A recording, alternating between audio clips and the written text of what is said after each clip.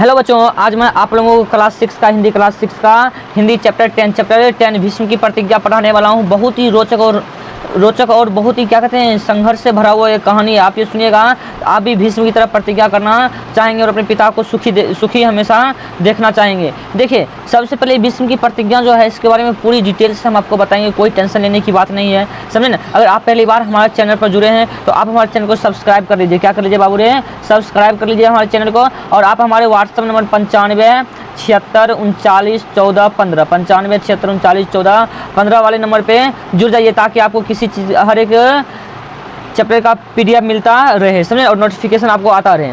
देखिए, सबसे पहले नाटक का पात्र देखते हैं। शांतनु कौन है? शांतनु हस्तिनापुर के सम्राट है। शांतनु कौन है? हस्तिनापुर के सम्राट। और देखिए भीष्म के, भीष्म जो है ना हस्तिनापुर के युवराज है। क्या है? युवराज में। दासराज कौन है? निषादों का राजा। इसी कन्या से शादी करना चाहता है। सत्यवती कौन है? दासराज की पुत्री। और उसके बाद सैनिक, द्वारपाल, देवगण और सत्यवती की सखियां, ये सब इसमें प्रमुख पात्र हैं। क्या है? प्रमुख पात्र इस नाटक का कला है, समझे ना। अब देखिए, आइए पहला दृश्य में देखते हैं। पहला दृश्य में क्या कहता है, हर एक चीज समझेंगे, टेंशन लेने की कोई बात नहीं है।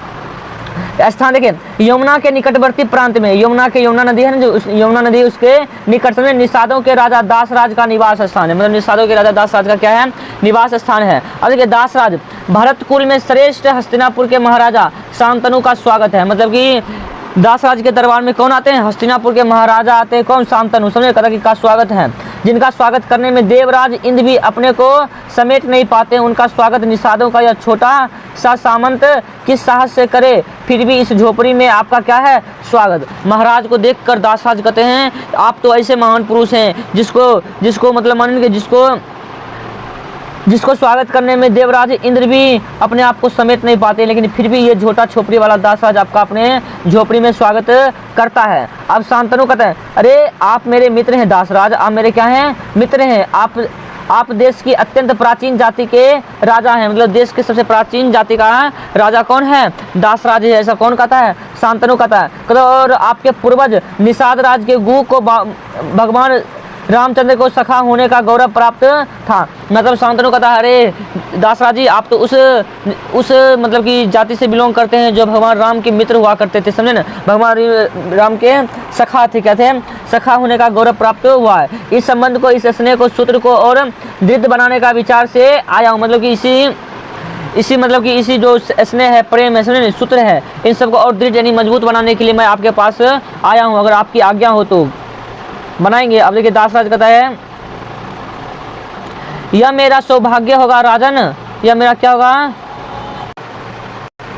देखिए, कहता कि यह मेरा सौभाग्य होगा राजन, आप आज्ञा दे। शांतनु कहता कि आपकी परम सुंदरी कन्या योजना गंधा सत्यावती को मैं हस्तिनापुर की राजरानी बनाना चाहता हूँ। मतलब कि शांतनु जो आया था ना, वो दासराज की पुत्री थी, बहुत ही सुंदर थी, समझे ना। उससे शादी करके वहाँ की अपने हस्तिनापुर की रानी बनाने के लिए आया था। दासराज कहता है कि यह मेरा सौभाग्य होगा महाराज, परंतु हस्तिनापुर की रानी पद का बोझ यह निषाद कन्या कैसे उठा सकेगी? और शांतनु कहता है, आपकी कन्या नारी रत्न है। क्या है? नारी रत्न है। वो संसार के सबसे बड़े सम्राट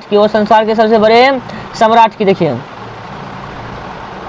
बड़े सम्राट की राजरानी बनने के योग्य है, समझे। और अपनी सुंदरता से उर्वशी और मेनका को भी लजाती हुई यह इंद्रपुरी की शोभा बढ़ा सकती है। फिर भी विवाह से दो जातियों का हृदय भी जुड़ेगा। निषाद हमारे मित्र बनकर हस्तिनापुर के राजा की शक्ति बढ़ाएंगे, आप संकोच ना करें। मतलब ये कहते हैं शांतनु कि आप अपनी पुत्री का शादी हमसे करवा दीजिए, समझे ना। आपकी जो पुत्री है सत्यवती, ये हमारा राज की गौरव को बढ़ाएगी, शक्ति को बढ़ाएगी, समझे, इसमें आप संकोच ना करें। अब देखिए, दासराज कहता है कि संकोच नहीं महाराज, मेरी बेटी हस्तिनापुर की राजधानी बनेगी, यह तो मेरे लिए गर्व का विषय होगा। भरत कुल का संबंध होने से मेरा गौरव बढ़ेगा ही। परंतु शांतनु कहता है, परंतु क्या निषाद राज? अब देखिए, दासराज कहता है कि परंतु मैं नहीं चाहता हूँ कि मेरी कन्या की संतान हस्तिनापुर के युवराज की संपत्ति बने। वीरों में श्रेष्ठ, अस्त्र विद्या में परंपरागत युवराज देवव्रत के रहते हुए दूसरा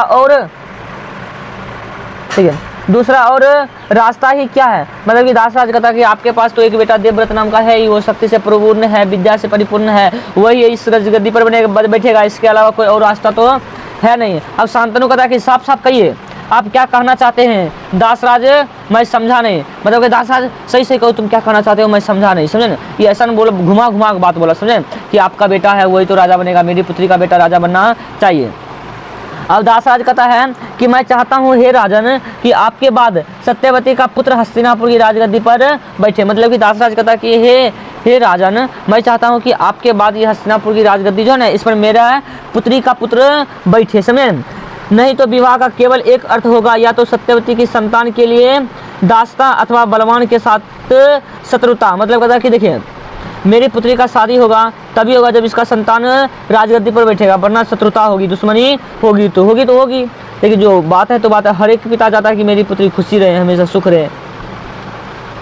शांतनु, आप यह क्या कह रहे हैं निषाद राज? आप जानते हैं कि वीरों में श्रेष्ठ है देवव्रत, सर्वथा योग्य और सुशील है, प्रजा उन्हें प्यार करती है, राजगद्दी पर उनका अधिकार है, मेरा जरा अधिकार से उन्हें वंचित नहीं कर सकता, मैं जरा अधिकार से उनको वंचित नहीं कर सकता। मतलब कि शांतनु जी कहते हैं मैं देवव्रत को उनके अधिकार से वंचित नहीं कर सकता हूँ, क्योंकि सभी जनता उनसे क्या करते हैं, प्रेम करते हैं, वो एक राजा बनने के योग्य है। अब दासराज कहता है तो क्षमा करे महाराज, मैं सत्यवती को हस्तिनापुर की भाभी महाराज की सेवा हेतु दासों की संख्या में वृद्धि करने के लिए नहीं भेज सकता। यह आपकी महानता है कि आप निषादों से मित्रता और प्रेम का नाता जोड़ना चाहा है, परंतु देवव्रत या उनकी संतान भी इतनी ही उदार होगी, इसका विश्वास मैं कैसे करूं? कहता है कि दासराज, मैं बहुत गौरवान्वित करता हूं कि आप हमारे साथ मित्रता और प्रेम का नाता जोड़ने आए हैं, लेकिन देवव्रत या उनकी पत्नी जो होगी, उनका जो संतान होगा, उनका संतान राजा बनेगा, और फिर भी हमारी पुत्री कैसे उसमें सुख रहेगी, इसे मैं कैसे विश्वास करूं? शांतनु फिर कहता है कि आप ठीक कह रहे हैं निषाद राज, लेकिन आपका कहना मानने का अर्थ है युवराज देवव्रत के साथ अन्याय करना। मैं देवव्रत तुल्य पुत्र के साथ ऐसा अन्याय नहीं कर सकता। देखिए शांतनु बहुत होशियार राजा था, यह कहते हैं कि आप समझ गए कि आपके बात से हमको लगता है कि देवव्रत के साथ अन्याय करना, लेकिन मेरे रहते हुए मैं कभी भी देवव्रत से क्या है अन्याय नहीं कर सकता, और कभी भी नहीं करेगा, कोई भी पिता नहीं चाहता है करने के लिए।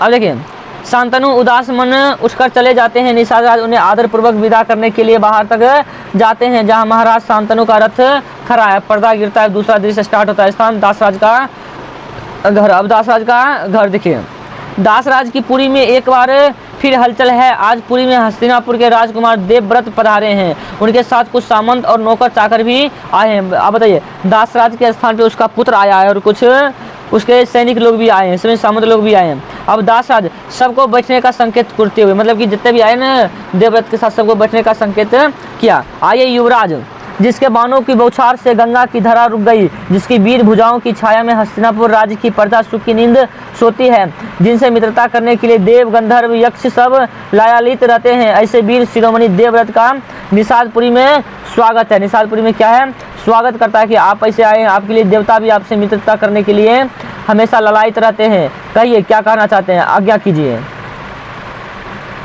अब देखिए देवव्रत कहता है हे निषाद राज, मैं आज्ञा देने नहीं आया हूँ, आपसे प्रार्थना करने आया हूँ कि मैं माँ सत्यवती को हस्तिनापुर ले जाने के लिए आया हूँ। पिताजी जब से यहाँ से गए हैं उदास हैं, वे आज राज दरबार में भी नहीं आए, मैं पिताजी का दुख नहीं देख सकता हूँ, बताइए क्या बात है। दासराज कहता है तो महाराज ने आपसे कुछ बताया नहीं, मैंने तो उनसे अपनी सारी बातें साफ साफ कह दिया। दासराज कहता है कि महाराज ने आपको बताया नहीं, मैंने तो महाराज को अपनी सारी बातें साफ साफ कर दी थी। अब आगे देवव्रत, नहीं उन्होंने मुझसे कुछ नहीं बताया। दासराज मतलब कि कुछ नहीं बताए। दासराज ठीक है, वो आपका दिल दुखाना नहीं चाहते होंगे, मेरी शर्त भी तो असंभव है, मैं जानता हूँ उसे मानना आपके साथ अन्याय करना होगा। देवव्रत बात क्या है, मैं भी तो सुनूं, आप निसंकोच कहिए। देवव्रत के कहता कि आप कहिए ना कौन बात कहना है, आप निसंकोच कहिए, हम सुनने के लिए तैयार है, हमको कोई दिक्कत नहीं है, समझे ना। अब आगे देखिए दासराज कहता है मैं महाराज से कहा था कि मैं सत्यवती का विवाह तभी करूंगा जब उसका पुत्र ही हस्तिनापुर की राजगद्दी पर बैठे। अब देवव्रत देखिए क्या कहता है मुझे ये शर्त मंजूर हूँ, मैं प्रतिज्ञा करता हूँ कि हस्तिनापुर की राजगद्दी पर नहीं बैठूंगा। अब देखिए आगे क्या कहता है, आगे सत्यवती का पुत्र मेरा भाई ही हस्तिनापुर की राजगद्दी पर बैठेगा, मैं उसकी वैसे ही सेवा करूंगा जैसे आज हस्तिनापुर के सम्राट की कर रहा हूँ। दासराज धन्य राजकुमार, आप निश्चय ही अपनी प्रतिज्ञा का पालन करेंगे, मुझे ऐसी जरा भी संदेह नहीं है, परंतु आपकी प्रतिज्ञा का पालन क्या आपकी संतान भी करेगी? ऐसा ना हो कि आप विवाह झगड़े के जड़ बन जाएं और यह बहुत बुरा होगा, क्योंकि तब तो दो जातियों का झगड़ा बन जाएगा। मतलब कहता है कि आप जैसे कहते हैं वैसे आपका पुत्र भी तो मानेगा, आपका पुत्र नहीं मानेगा तब तो दो जातियों का विवाद हो जाएगा। अब देखिए ये है कौन, ये है देवव्रत, ये है दासराज, ये उसकी पुत्री है कौन, सत्यवती। कौन है, सत्यवती। ये सब पीछे में सैनिक उन्हीं के, समझे ना। अब देख लिए, अब आइए आगे देखते हैं। अब देखिए देवव्रत क्या कहता है। देवव्रत, मैं आपकी बात मानता हूँ, पर मैं दो जातियों और दो कुलों का मेल मिलाप चाहता हूँ, इसमें देश का भला है। आज मुझे एक साथ दो पुण्य कार्य करने का अवसर मिल रहा है, पिताजी को सुखी बनाने और दो कुलों को जोड़ने का।